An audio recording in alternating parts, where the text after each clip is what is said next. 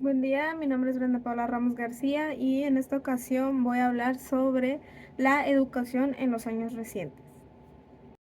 Bueno, ¿cómo es la educación actual? Los profesores deben de prepararse para poder inducir a los alumnos conocimientos innovadores y basarse en las nuevas estrategias y también en los diferentes enfoques que se van adaptando dependiendo de cada uno de los estudiantes. Los especialistas en cursos de informática y de comunicaciones afirman que en la educación actual los estudiantes aprenden de una manera muy diferente que cuando aprendían en los años 80, siendo que la tecnología abrió una brecha muy palpable y pasó a transformar completamente el proceso educativo.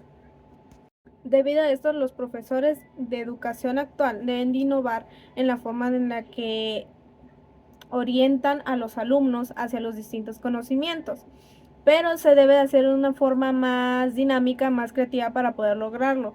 Se debe trabajar por objetivos y competencias, lo que lleva a combinar la teoría con la parte pedagógica, buscando una motivación que le dé al alumno para querer aprender. Y bueno, ¿cuáles son las características de la educación actual? La educación actual dista a la tradicional. Las TICs y las redes sociales han hecho un gran cambio en los modelos de cursos de informática y de comunicaciones. En tal sentido que una de las características que se debe tener en la educación actual es que no solo debe centrarse en la asimilación de la carga curricular, como son las calificaciones, pues debe estar sentada en la pedagogía que está basada en la enseñanza para enfrentar la vida y todo lo que esto representa. Otra de las principales características de la educación actual es que la educación está centrada en el estudiante y en sus posibles necesidades, por lo que los alumnos deben de aprender a pensar por sí solos, tomar decisiones, a resolver sus propios conflictos, vivir en armonía con el resto, porque ahora se trata de educar para la vida y por lo que el principal objetivo de esto es el desarrollo humano. Otra de las características, dependiendo de esto mismo, los padres, los representantes y los tutores, además de los maestros, de los docentes, tienen una gran responsabilidad, pues son el ejemplo de los niños, de los adolescentes, de los jóvenes que se están formando. El sentido de la vida no se aprende de forma teórica, sino que es con el ejemplo. Por eso la educación actual se debe preocupar por el desarrollo integral de los estudiantes y este incluye la formación de sus valores, de sus habilidades y de sus destrezas. ¿Cuáles son los cambios y las fuerzas que marcan la evolución de la educación? Como se mencionó anteriormente, en la actualidad la educación se encuentra inmersa en un entorno dinámico y cambiante, donde diferentes fuerzas ejercen un impacto significativo en el desarrollo y en su evolución. Estas fuerzas son factores claves que moldean la forma en la que se enseña, en la que se aprende e incluso en la que se concibe la educación en general. El comprender y adaptarse a las nuevas tendencias se ha convertido en una necesidad muy importante para poder garantizar la educación relevante y su eficiencia en el siglo XXI. La tecnología. Las instituciones educativas para este punto no estaban tan preparadas, pero hoy en día existe una aceleración marcada en la digitalización. En este sentido, desde los procesos administrativos de las escuelas hasta el aprendizaje y la enseñanza, son moldeados profundamente por el cambio tecnológico.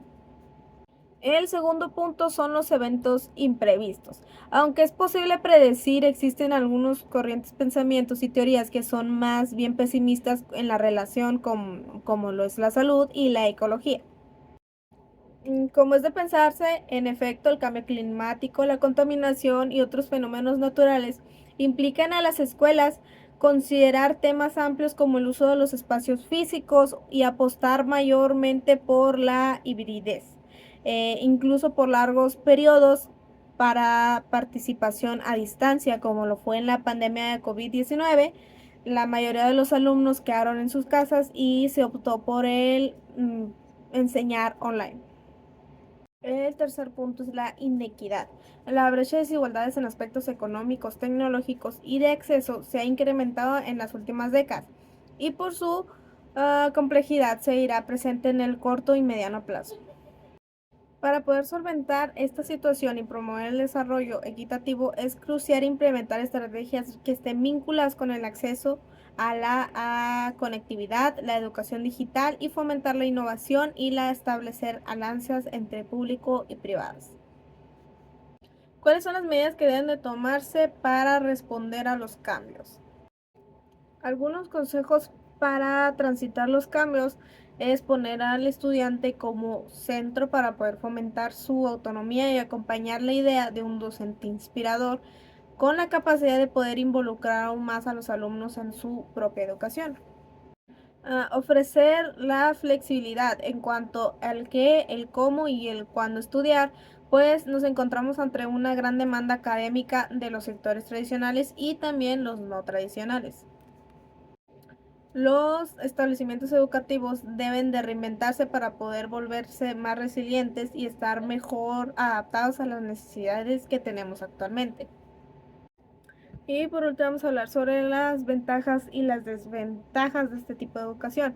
Por ejemplo, alguna de las principales ventajas que puede tener este tipo de educación actualmente es que puede desarrollar habilidades que permiten la guía del aprendizaje y además que con estas nuevas adaptaciones se puede desarrollar habilidades para ser guías en debates de opiniones y de que se aceptan más opiniones al respecto y que permite desarrollar una actitud de apertura, tolerancia y respeto hacia los demás. Y desventajas son de que pues, los estudiantes pueden tener dificultades para poder adaptarse en la educación a distancia y virtual y que pues la mayoría no va a tener un total dominio sobre las herramientas de informática. Por mi parte es todo. Muchas gracias.